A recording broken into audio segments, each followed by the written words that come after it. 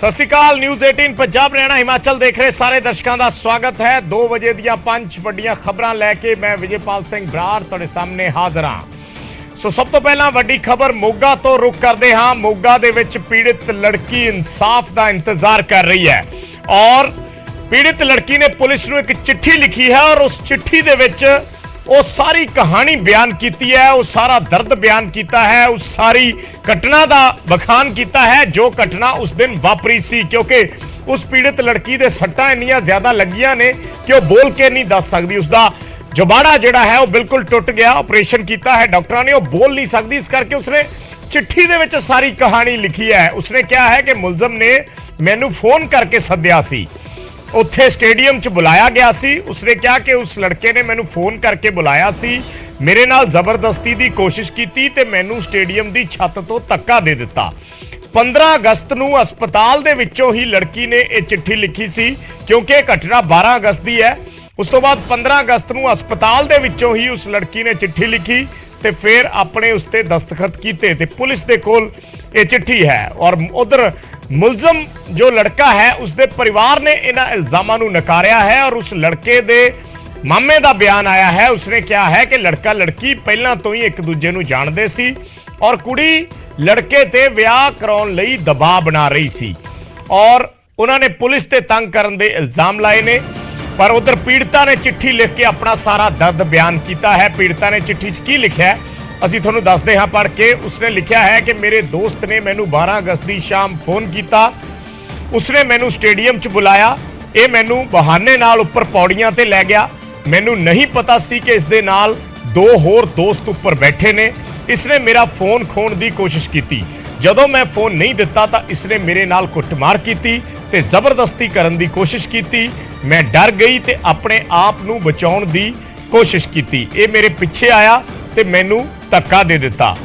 ਮੈਂ ਹੇਠਾਂ ਡਿੱਗ ਗਈ। ਮੇਰੇ ਡਿੱਗਣ ਤੋਂ ਬਾਅਦ ਇਹ ਸਾਰੇ ਉੱਥੋਂ ਫਰਾਰ ਹੋ ਗਏ। ਅੱਜ ਮੇਰੀ ਜੋ ਵੀ ਹਾਲਤ ਹੈ ਇਸ ਦੇ ਜ਼ਿੰਮੇਵਾਰ ਇਹ ਸਾਰੇ ਨੇ, ਯਾਨੀ ਜੋ ਲੜਕਾ ਹੈ ਔਰ ਉਸਦੇ 2 ਦੋਸਤ ਨੇ ਜਿਨ੍ਹਾਂ ਦਾ ਜ਼ਿਕਰ ਕੀਤਾ ਗਿਆ ਹੈ, ਜਿਨ੍ਹਾਂ ਨੇ ਜਿਨ੍ਹਾਂ ਤੇ ਕੁੜੀ ਨੇ ਇਹ ਇਲਜ਼ਾਮ ਲਾਏ ਨੇ। ਕੁੜੀ ਨੇ ਆਪਣੀ ਚਿੱਠੀ ਦੇ ਵਿੱਚ ਜਿਨ੍ਹਾਂ ਦਾ ਜ਼ਿਕਰ ਕੀਤਾ ਕਿ ਮੈਨੂੰ ਉੱਥੇ ਬੁਲਾਇਆ ਗਿਆ ਔਰ ਉਸ ਤੋਂ ਬਾਅਦ ਸਟੇਡੀਅਮ ਦੀ ਕੰਧ ਤੋਂ ਮੈਨੂੰ ਸਟੇਡੀਅਮ ਦੀ ਛੱਤ ਤੋਂ ਧੱਕਾ ਦੇ ਦਿੱਤਾ ਗਿਆ।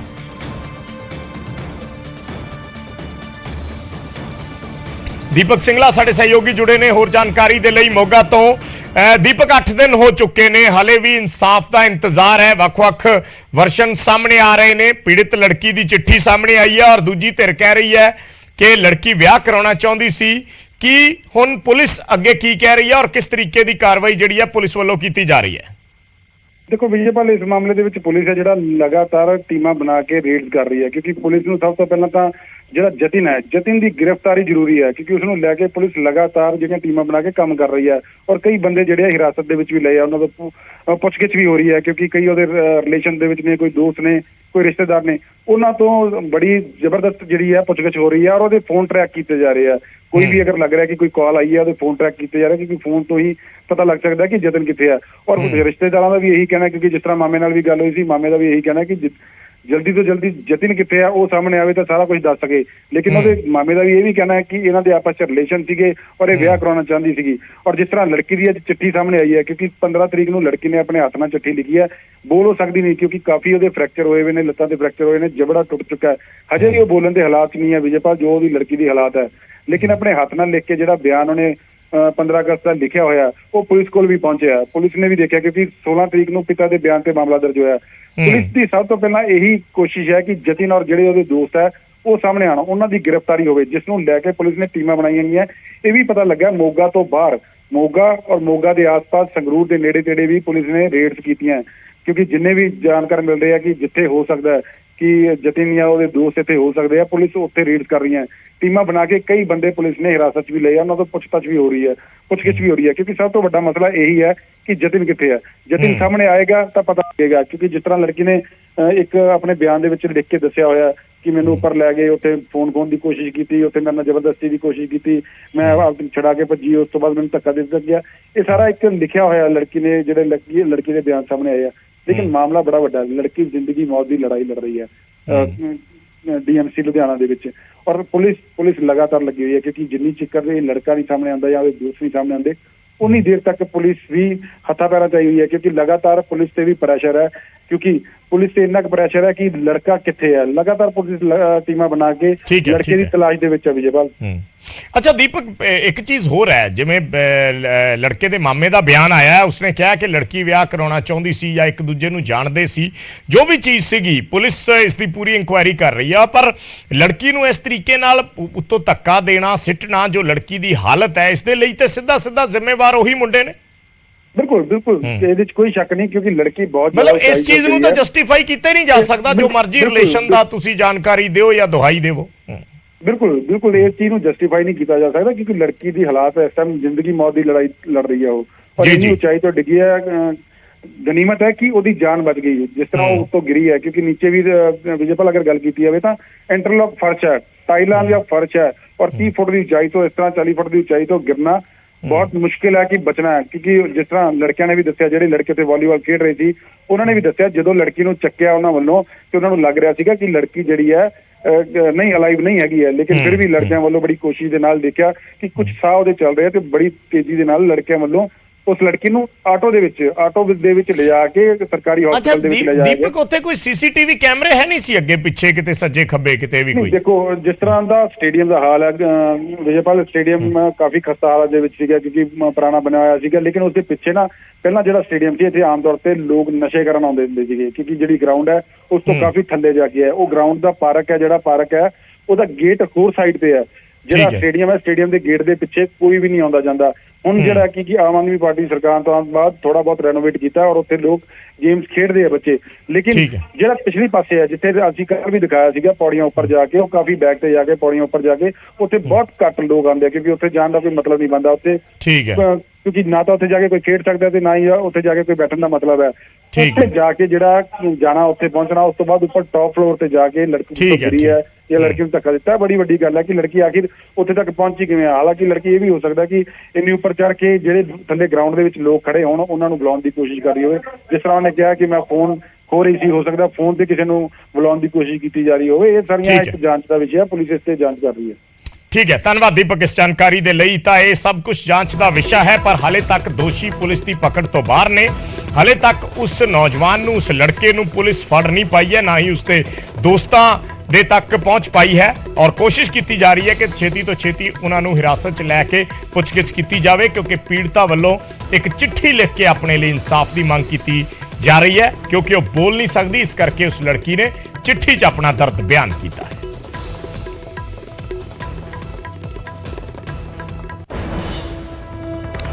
ਤੇ ਅਗਲੀ ਵੱਡੀ ਖਬਰ ਦਾ ਰੁਖ ਕਰਦੇ ਹਾਂ। ਬਿਕਰਮ ਸਿੰਘ ਮਜੀਠੀਆ ਨੇ ਅੱਜ ਮੁੜ ਮੀਡੀਆ ਦੇ ਨਾਲ ਗੱਲਬਾਤ ਕੀਤੀ ਹੈ, ਔਰ ਆਪਣੇ ਜੇਲ੍ਹ ਦੇ ਸਫ਼ਰ ਦੇ ਤਜਰਬੇ ਸਾਂਝੇ ਕੀਤੇ ਨੇ। ਬਿਕਰਮ ਮਜੀਠੀਆ ਨੇ ਨਵਜੋਤ ਸਿੰਘ ਸਿੱਧੂ ਤੇ ਵੀ ਤੰਜ ਕੱਸੇ ਨੇ, ਪਰ ਉਹਨਾਂ ਨੇ ਆਪਣੀ ਜੇਲ੍ਹ ਯਾਤਰਾ ਦਾ ਜ਼ਿਕਰ ਕੀਤਾ ਹੈ ਕਿ ਮੈਂ ਜੇਲ੍ਹ ਦੇ ਵਿੱਚ ਕੋਈ VIP ਸਹੂਲਤ ਨਹੀਂ ਲਈ, ਮੈਂ ਜ਼ਮੀਨ ਤੇ ਸੌਂਦਾ ਸੀ, ਨਾਰਮਲ ਪੱਖਾ ਸੀ, ਜੋ ਜੇਲ੍ਹ ਦੇ ਨੋਰਮਸ ਨੇ ਉਸੇ ਤਰੀਕੇ ਨਾਲ ਹੀ ਜੇਲ੍ਹ ਦੇ ਵਿੱਚ 5 ਮਹੀਨੇ ਦਾ, ਜਿੰਨਾ ਵੀ ਸਮਾਂ 5.5 ਮਹੀਨੇ ਦਾ, ਉਹ ਬਿਤਾਇਆ ਹੈ।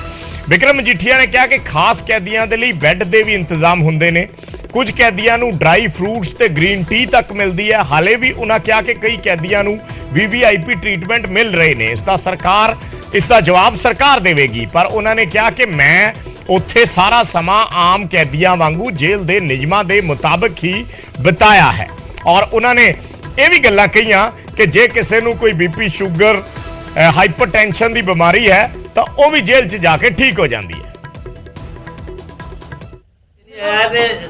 ਸਿੱਧੂ ਸਾਹਿਬ ਅੰਦਰ ਹੀ ਆ ਤੇ ਰਾਜਾ ਬਣੇ ਕੋਈ ਸੋਰ ਹੋਇਆ ਕਾਂਗਰਸ ਦਾ, ਕਿੱਦਾਂ ਲੱਗਦਾ? ਮੇਰਾ ਕੀ ਲੈਣਾ ਦੇਣਾ ਜੀ, ਉਹ ਆਪਦਾ ਕੰਮ ਲੈਣਾ ਦੇਣਾ ਕਿਉਂ ਨਹੀਂ ਜੀ? ਤੁਸੀਂ ਦੱਸੋ। ਇਹ ਮੇਰਾ ਭਰਾ, ਉਹ ਮੇਰਾ ਵੱਡਾ ਭਰਾ ਮੈਨੂੰ ਸਿੱਧੂ ਸਾਹਿਬ ਦੀ ਵੀ ਚਿੰਤਾ ਹੈ, ਮੈਨੂੰ ਉਹਨਾਂ ਦੇ ਬੱਚਿਆਂ ਦੀ ਵੀ ਮੈਂ ਦਰਦ ਨੂੰ ਮਹਿਸੂਸ ਕਰਦਾ, ਉਹਨਾਂ ਦੀ ਬੇਟੀ ਦੇ ਦਰਦ ਨੂੰ ਵੀ ਮਹਿਸੂਸ ਕਰਦਾ, ਉਹਨਾਂ ਦੀ ਧਰਮ ਪਤਨੀ ਦੇ। ਮੈਂ ਐਡਾ ਗਿਆ ਗੁਜਰਾ ਨਹੀਂ ਕਿ ਮੈਂ ਅੱਜ ਸਿੱਧੂ ਸਾਹਿਬ ਜੇਲ੍ਹ 'ਚ ਨੇ ਤਾਂ ਮੈਂ ਸਵਾਦ ਲਵਾਂ ਇਸ ਗੱਲ ਦਾ ਨਾ।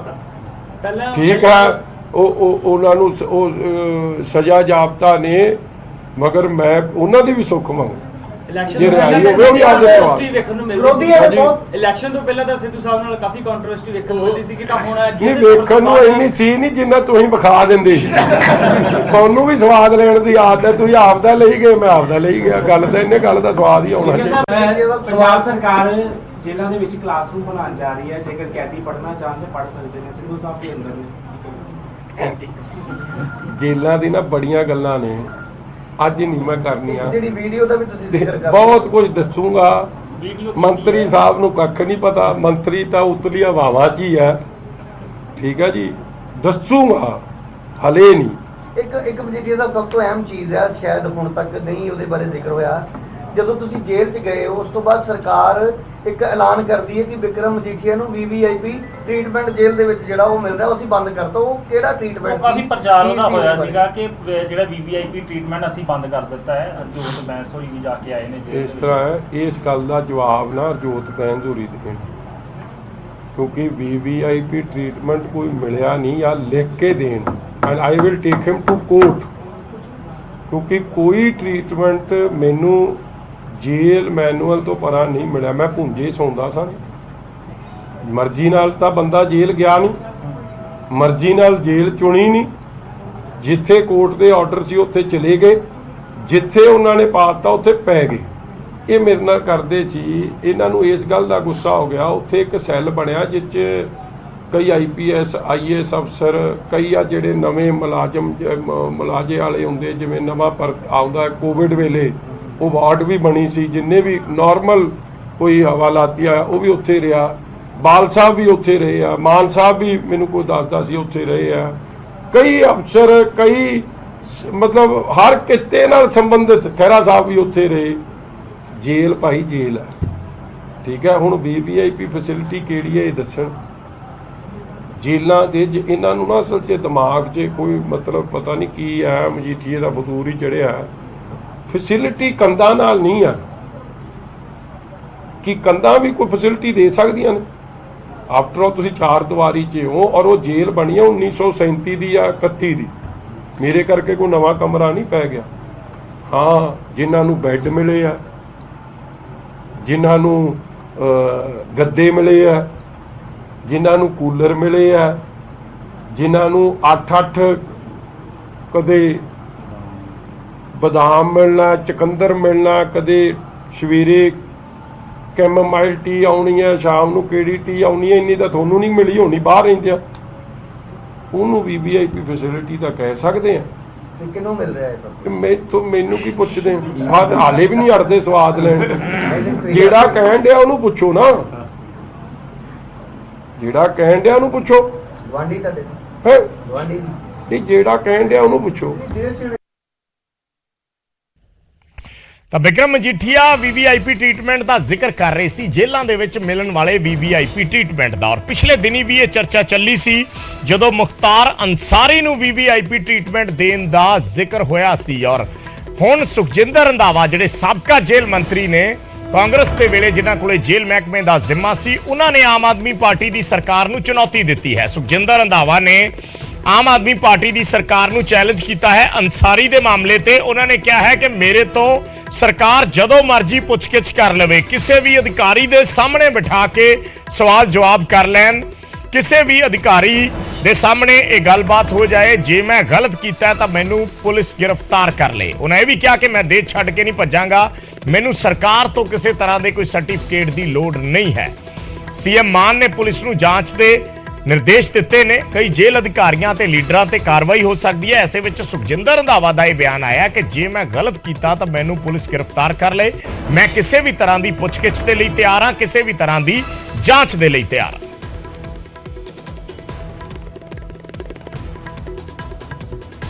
ਇਹਦੇ 'ਚ ਸੁਖਜਿੰਦਰ ਸਿੰਘ ਰੰਧਾਵਾ ਨੂੰ ਇਸ ਕੇਸ ਦੇ ਵਿੱਚ ਕੋਈ ਕਿਸੇ ਦੀ ਕੋਲੋਂ ਸਰਟੀਫਿਕੇਟ ਲੈਣ ਦੀ ਜ਼ਰੂਰਤ ਨਹੀਂ, ਔਰ ਨਾ ਹੀ ਜੇਲ੍ਹ ਡਿਪਾਰਟਮੈਂਟ 'ਚ ਜੋ ਮੈਂ ਕੰਮ ਕੀਤਾ ਉਹਦੇ ਲਈ ਮੈਨੂੰ ਕਿਸੇ ਕੋਲੋਂ ਸਰਟੀਫਿਕੇਟ ਲੈਣ ਦੀ ਜ਼ਰੂਰਤ ਹੈ।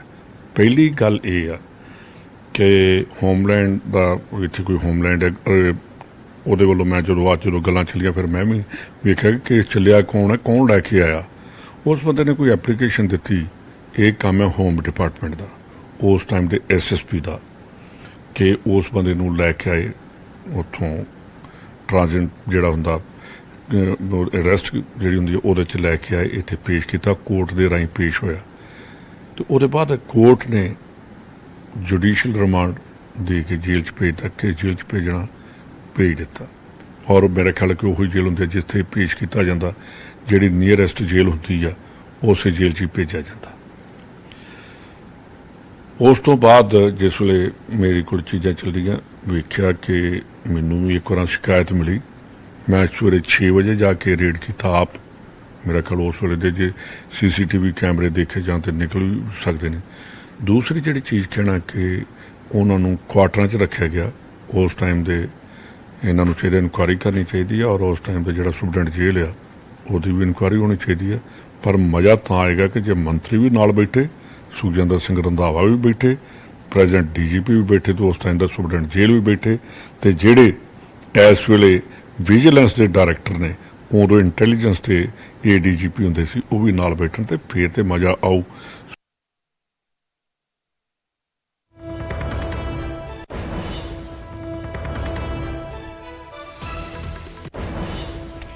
ਤੇ ਅਗਲੀ ਵੱਡੀ ਖਬਰ ਦਾ ਰੁਖ ਕਰਦੇ ਹਾਂ। CBI ਦੇ ਐਕਸ਼ਨ ਦਾ ਜ਼ਿਕਰ ਕਰਦੇ ਹਾਂ। 7 ਸੂਬਿਆਂ ਦੇ ਵਿੱਚ 21 ਥਾਵਾਂ ਤੇ CBI ਦੀ ਰੇਡ ਚੱਲ ਰਹੀ ਹੈ। ਦਿੱਲੀ ਦੇ ਡਿਪਟੀ CM ਮਨੀਸ਼ ਸਿਸੋਦੀਆ ਦੇ ਘਰ CBI ਦੀ ਰੇਡ ਪਈ ਹੈ। ਕੁੱਲ 21 ਥਾਵਾਂ ਤੇ 7 ਸਟੇਟਾਂ ਦੇ ਵਿੱਚ ਕੁੱਲ 21 ਥਾਵਾਂ ਤੇ CBI ਇਸ ਵੇਲੇ ਰੇਡ ਕਰ ਰਹੀ ਹੈ, ਜਾਂਚ ਕਰ ਰਹੀ ਹੈ। ਐਕਸਾਈਜ਼ ਪਾਲਿਸੀ ਮਾਮਲੇ ਦੇ ਵਿੱਚ ਇਹ ਸਵੇਰ ਤੋਂ ਰੇਡ ਜਿਹੜੀ ਹੈ ਕੀਤੀ ਜਾ ਰਹੀ ਹੈ। ਕਈ ਅਧਿਕਾਰੀਆਂ ਦੇ ਘਰਾਂ ਤੇ ਛਾਪੇਮਾਰੀ ਚੱਲ ਰਹੀ ਹੈ। ਪੰਜਾਬ ਦੇ ਵਿੱਚ ਵੀ CBI ਵੱਲੋਂ ਛਾਪੇਮਾਰੀ ਕੀਤੀ ਜਾ ਰਹੀ ਹੈ, ਔਰ ਇਸ ਸਭ ਦੇ ਵਿੱਚ ਮਨੀਸ਼ ਸਿਸੋਦੀਆ ਦਾ ਇਹ ਬਿਆਨ ਆਇਆ ਹੈ ਕਿ ਇਹ ਸਭ ਸਾਜ਼ਿਸ਼ਾਂ ਨੇ, ਔਰ ਸਾਜ਼ਿਸ਼ਾਂ ਉਹਨਾਂ ਨੂੰ ਤੋੜ ਨਹੀਂ ਸਕਦੀਆਂ। ਇਹ ਗੱਲ ਮਨੀਸ਼ ਸਿਸੋਦੀਆ ਵੱਲੋਂ ਕਹੀ ਗਈ ਹੈ, ਜਿਹੜੇ ਦਿੱਲੀ ਦੇ ਡਿਪਟੀ CM ਨੇ। ਐਕਸਾਈਜ਼ ਪਾਲਿਸੀ ਨੂੰ ਲੈ ਕੇ ਇਹ ਸਾਰੀ ਕਾਰਵਾਈ CBI ਵੱਲੋਂ ਅਮਲ ਦੇ ਵਿੱਚ ਲਿਆਂਦੀ ਗਈ ਹੈ, ਔਰ ਆਮ ਆਦਮੀ ਪਾਰਟੀ ਨੇ ਇਸ ਨੂੰ ਸਿੱਧਾ ਬਦਲੇ ਦੀ ਕਾਰਵਾਈ ਕਰਾਰ ਦਿੱਤਾ ਹੈ, ਦਬਾਉਣ ਦੀ ਕਾਰਵਾਈ ਕਰਾਰ ਦਿੱਤਾ ਹੈ। ਸੋ ਦਿੱਲੀ ਦੇ ਵਿੱਚ CBI ਦਾ ਵੱਡਾ ਐਕਸ਼ਨ ਹੋਇਆ ਹੈ। ਇਸ ਤੋਂ ਇਲਾਵਾ ਹੋਰ ਸੂਬਿਆਂ ਦੇ ਵਿੱਚ 6 ਹੋਰ ਸਟੇਟਾਂ ਨੇ। ਕੁੱਲ 7 ਸਟੇਟਾਂ ਦੇ ਵਿੱਚ CBI ਨੇ ਰੇਡ ਮਾਰੀ ਹੈ, ਔਰ 7 ਸਟੇਟਾਂ ਦੇ ਵਿੱਚ 21 ਥਾਵਾਂ ਤੇ ਇਸ ਵੇਲੇ ਵੀ 21 ਥਾਵਾਂ ਤੇ CBI ਦੀ ਜਿਹੜੀ ਰੇਡ ਹੈ ਉਹ ਚੱਲ ਰਹੀ ਹੈ।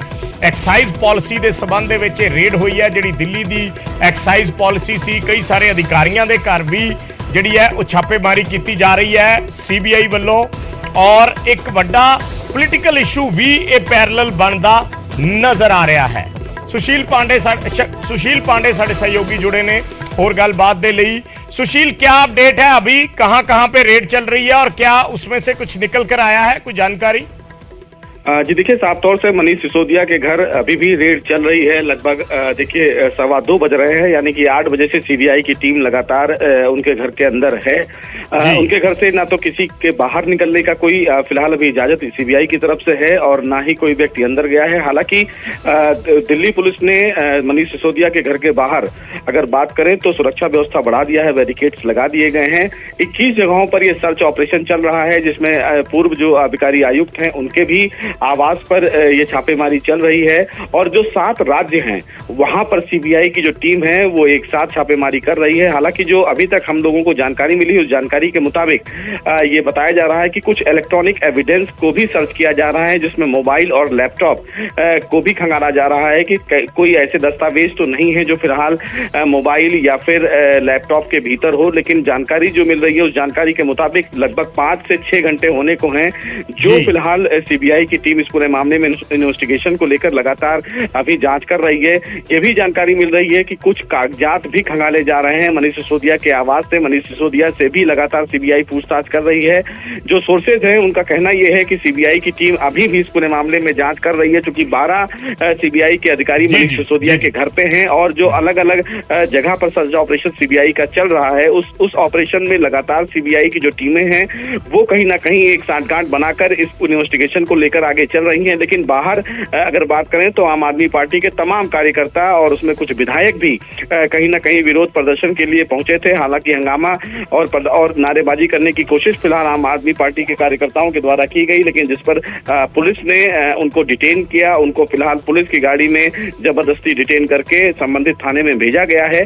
पुलिस के द्वारा जो व्यवस्था की गई है वो इसलिए की गई है कि किसी भी कार्यकर्ता के द्वारा वहां पर हंगामा न किया जाए, क्योंकि मनीष सिसोदिया सिसोदिया का जहां पर मकान है वहीं पर सुप्रीम कोर्ट का प्रेमिसेस है, लिहाजा वहां पर इलाके भर में धारा 144 हमेशा लगी रहती है, इसलिए वहां पर लोगों को खड़ा होने की इजाजत नहीं है। और इसी मद्देनजर जो नई दिल्ली की डीसीपी हैं वो भी मौके पर पहुंची हुई हैं और तमाम जो लोग फिलहाल समर्थन में आम आदमी पार्टी के हैं उनको फिलहाल डिटेन किया जा रहा है, क्योंकि तमाम कार्यकर्ताओं के द्वारा नारेबाजी की जा रही है। लेकिन मनीष सिसोदिया की तरफ से सुबह ये जानकारी दी गई और ये कहा गया कि वो सीबीआई को जांच में सहयोग करेंगे।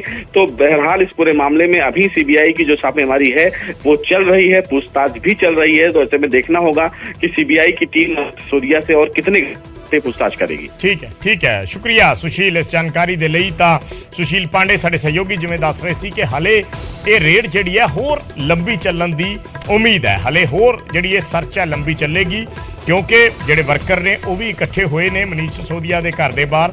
ਸੀਬੀਆਈ ਕੁਝ ਡਾਕੂਮੈਂਟੇਸ਼ਨ ਜਿਹੜੀ ਹੈ ਉਹ ਚੈੱਕ ਕਰ ਰਹੀ ਹੈ, ਕੁਝ ਡਿਜੀਟਲ ਜਿਹੜਾ ਹੈ ਉਹਨਾਂ ਦੇ ਕੋਲ ਐਵੀਡੈਂਸ ਨੇ ਉਹ ਡਿਜੀਟਲ ਐਵੀਡੈਂਸ ਵੀ ਚੈੱਕ ਕੀਤੇ ਜਾ ਰਹੇ ਨੇ। ਸੋ ਉਮੀਦ ਹੈ ਕਿ ਜਿਸ ਤਰੀਕੇ ਨਾਲ ਇਹ ਰੇਡ ਕੀਤੀ ਗਈ ਹੈ ਇਹ ਹਲੇ ਹੋਰ ਲੰਬੀ ਚੱਲਣ ਦੀ ਆਸ ਹੈ। ਤੇ ਉਧਰ ਸੀਬੀਆਈ ਰੇਡ ਨੂੰ ਲੈ ਕੇ ਸਿਆਸੀ ਘਮਾਸਾਨ ਛਿੜਿਆ ਹੋਇਆ ਹੈ। ਬੀਜੇਪੀ केजरीवाल ਦੀ ਲੋਕਪ੍ਰਿयता ਤੋਂ ਡਰੀ ਹੈ, ਇਹ ਬਿਆਨ ਦਿੱਤਾ ਹੈ ਆਮ ਆਦਮੀ ਪਾਰਟੀ ਨੇ। ਆਮ ਆਦਮੀ ਪਾਰਟੀ ਨੇ ਕਿਹਾ ਕਿ ਮੁੱਦਾ ਸ਼ਰਾਬ ਨਹੀਂ ਹੈ, मुद्दा केजरीवाल मॉडल है। आम आदमी पार्टी का यह बयान आया है कि मुद्दा एक्साइज नहीं है, मुद्दा केजरीवाल मॉडल है। और उधर भाजपा ने पलटवार किया है कि केजरीवाल घोटालियां दे डायरैक्टर ने। भाजपा कह रही है कि हो सकता है केजरीवाल भी जेल जान, ये गल भाजपा वालों कही जा रही है। उधर कांग्रेस के भी इस ते बयान आए ने। आम आदमी पार्टी के इल्जामों से भाजपा पलटवार कर रही है ਤੇ ਕਾਂਗਰਸ ਪਾਰਟੀ ਦਾ ਬਿਆਨ ਹੈ ਕਿ ਜੋ ਬੀਜੋਗੇ ਉਹੀ ਵੱਢਣਾ ਪਏਗਾ। ਇਹ ਕਾਂਗਰਸ ਪਾर्टी ने बयान ਦਿੱਤਾ है। सो सियासत इस मामले पे पूरी तरह गर्मा गई है। पिछले 7 साल में भी मनीष जी के ऊपर न जाने कितनी बार रेड हुई है। ये पहली रेड नहीं है, पहले भी कई बार रेड कर चुके, कई झूठे केस कर चुके मनीष जी के ऊपर, मेरे ऊपर कई बार रेड कर चुके, सतिंदर जैन पे, कैलाश गहलोत पे, हमारे कितने लोगों पे ये लोग रेड कर चुके, कुछ नहीं मिला, अभी भी कुछ नहीं मिलेगा। तो सीबीआई अपना काम कर रही है, उसे घबराने की जरूरत नहीं है। सीबीआई को हम अपना काम करने दें। उनको ऊपर से आदेश हैं कि भाई इनको तंग करना है, ऊपर से आदेश हैं, अड़चने अड़ाओ। अड़चने आएंगी, काम नहीं रुकेगा। अड़चनों से काम किसी भी हालत में रुकने देना नहीं है। अब एक ही अपना मकसद है, इनके भरोसे अगर देश छोड़ दिया तो ये लोग भारत को कभी आगे नहीं आने देंगे, हमेशा टांग खींचेंगे। अब 130 करोड़ लोगों को मिलके भारत को आगे ले जाना है। सीबीआई की आज जो मनीष सिसोदिया और उनके साथियों के घरों पर रेड हुई, ये सबको पता था कि 12% कमीशन में से 6% कमीशन आम आदमी पार्टी की मनीष सिसोदिया और अरविंद केजरीवाल के माध्यम से पहुंच रही है। इन सब लोगों ने जिन्होंने ठेके लिए शराब के, इनसे 6% कमीशन क्रेडिट नोट के माध्यम से वापस ली जा रही थी। सब शराब के ठेकेदारों ने यह बार बार बताया, मैंने भी कईयों से बात की कि हमसे फलां ने पैसे लिए, हमसे ऐसे पैसे ट्रांसफर हुए, यहां से हमने वहां ट्रांसफर किए। और आज अरविंद केजरीवाल जब पता है कि वो फंसते जा रहे हैं तो बार बार शिक्षा की बात कर रहे हैं, बार बार हेल्थ की बात कर रहे हैं, अखबार की फोटो दिखा रहे हैं, पर यह नहीं बता रहे कि 2% से 12% कमीशन कैसे तय हुई। और जब सीबीआई ने मुकदमा दर्ज कर दिया तो फिर 12% से वापस पुरानी नीति 2% पे कैसे आए। जो शराब के ठेकेदार थे उनको 12% फिक्स प्रॉफिट देने का तय क्यों किया गया, जो क्रेडिट नोट थे करोड़ों रुपए के वो क्यों लिए गए, इसका जवाब अरविंद केजरीवाल नहीं बता रहे। लेकिन अब वो सब लोग बोलेंगे और बताएंगे कि अरविंद केजरीवाल ने, मनीष सिसोदिया ने, सतिंदर जैन ने कहां कहां गोवा इलेक्शन में पैसे लिए, कहां कहां पंजाब इलेक्शन में पैसे लिए, कैसे पैसे ट्रांसफर होते थे, कैसे गोवा में ट्रांसफर हुए, कैसे गाड़ियों की पेमेंट हुई, कैसे एडवर्टाइजमेंट की पेमेंट हुई। ये सारे सच अब आपके सामने आएंगे। मनीष सिसोदिया, अरविंद केजरीवाल बच नहीं सकते। ਵੱਡੇ ਮੋਨੋਪੋਲੀ ਬਣਾ ਕੇ, ਜਿਵੇਂ ਪੰਜਾਬ 'ਚ ਮੋਨੋਪੋਲੀ ਬਣਾਈ ਗਈ ਹੈ, ਉਸੇ ਤਰ੍ਹਾਂ ਮੋਨੋਪੋਲੀ ਦਿੱਲੀ 'ਚ ਪਹਿਲਾਂ ਬਣਾਈ ਗਈ ਸੀ ਔਰ ਬਣਾਉਣ ਵਾਲੇ ਸਿਸੋਦੀਆ ਸਾਹਿਬ ਸਨ। ਹੁਣ ਪੰਜਾਬ ਦੀ ਪਾਲਿਸੀ ਵੀ ਦਿੱਲੀ ਤੋਂ ਹੀ ਤਿਆਰ ਹੋਈ ਆ। ਜਿਨ੍ਹਾਂ ਬੰਦਿਆਂ ਤੇ ਅੱਜ सीबीआई का उत्थे रेड होया दिल्ली की पॉलिसी वास्ते, उन्होंने बंदियां ने पंजाब की पॉलिसी तैयार की है। रेड चो बड़ा कुछ निकलूगा। और जिमें दिल्ली की पॉलिसी फेल हुई, जेडे अफसरां ने रल मिल के पंजाब के अफसरां ने जाके ਦਿੱਲੀ ਦੇ ਇਸ਼ਾਰੇ ਤੇ ਪੰਜਾਬ ਦਾ ਇਹ ਪਾਲਿਸੀ ਦਾ ਛੇੜਛਾੜ ਕੀਤੇ। ਗਰੁੱਪ ਛੋਟੇ ਸੀ, ਛੋਟੇ ਗਰੁੱਪ ਸੀ, ਵੱਧ ਬੰਦੇ ਹਿੱਸਾ ਲੈਂਦੇ ਸੀ, ਇਹਨੂੰ ਮੋਨੋਪੋਲੀ ਬਣਾਈ। ਫਿਰ L1 ਕੋਈ ਵੀ ਲੈ ਸਕਦਾ ਸੀ, ਉਹ ਰੋਕਤਾ। ਉਹ ਜੋ ਕੁਝ ਦਿੱਲੀ 'ਚ ਕੀਤਾ ਉਹਦੀ ਫੋਟੋਸਟੇਟ ਇੱਥੇ ਕੀਤੀ ਔਰ ਕਰਾਇਆ ਉਸੇ ਗਰੁੱਪ ਨੇ, ਉਹਨਾਂ ਬੰਦਿਆਂ ਨੇ। ਇਸ ਲਈ ਤਾਂ ਇਹਦਾ ਵੀ ਸਾਹਮਣੇ ਨਹੀਂ ਆਊਗਾ ਸਾਰੀ। ਵੈਸੀ ਕਰਨੀ ਵੈਸੀ ਭਰਨੀ। ਮੈਂ ਕਿਸੇ ਵੀ ਰੇਟ ਦੀ ਮੈਂ ਕੋਈ ਉਹਦੀ ਸ਼ਲਾਘਾ ਨਹੀਂ ਕਰਦਾ, ਔਰ ਜਿਸ ਪ੍ਰਕਾਰ ਰੇਡਸ ਹੁੰਦੀਆਂ ਇਸ ਮੈਂ ਸਮਝਦਾ ਕਿ ਕਿਸੇ ਵੀ ਵਿਅਕਤੀ ਵਿਸ਼ੇਸ਼ ਨੂੰ ਜਲੀਲ ਕਰਨ ਵਾਸਤੇ, ਬੇਇੱਜ਼ਤ ਕਰਨ ਵਾਸਤੇ, ਔਰ ਅੱਜ ਕੱਲ ਦੀ ਜਿਹੜੀ ਕਵਾਇਤ ਚੱਲ ਰਹੀ ਹੈ, ਰਵਾਇਤ ਤੇ ਕਵਾਇਤ, ਬੇਸ਼ੱਕ ਉਹ ਪੰਜਾਬ ਹੈ, ਬੇਸ਼ੱਕ ਉਹ ਦਿੱਲੀ ਹੈ, ਦੋਵੇਂ ਸਰਕਾਰਾਂ ਇਹ ਆਪਦੀਆਂ ਏਜੰਸੀਜ਼ ਦਾ ਇਸਤੇਮਾਲ ਕਰ ਰਹੀਆਂ ਨੇ। ਬਿਲਕੁਲ ਮੈਂ ਇਸ ਹੱਕ 'ਚ ਨਹੀਂ, ਔਰ ਕਾਂਗਰਸ ਪਾਰਟੀ ਕਦੇ ਇਸ ਹੱਕ 'ਚ ਨਹੀਂ ਰਹੀ ਕਿ ਕਿਸੇ ਵਿਅਕਤੀ ਵਿਸ਼ੇਸ਼ ਦੀ ਆਵਾਜ਼ ਦੱਬਣ ਵਾਸਤੇ ਤੁਸੀਂ ਏਜੰਸੀਜ਼ ਦਾ ਇਸਤੇਮਾਲ ਕਰੋ। ਏਜੰਸੀਜ਼ ਦੀ ਵੀ ਇੱਕ ਪ੍ਰਕਿਰਿਆ ਹੈ। ਤੁਸੀਂ ਵਿਅਕਤੀ ਵਿਸ਼ੇਸ਼ ਨੂੰ ਬੁਲਾਓ, ਇਨਕੁਆਇਰੀ ਕਰੋ, ਉਹਨੂੰ ਸੱਦਾ, ਉਹਨੂੰ ਬੁਲਾ ਕੇ ਪੁੱਛ ਦੱਸ ਕਰੋ, ਫਿਰ ਜਨਤਾ ਦੇ ਸਾਹਮਣੇ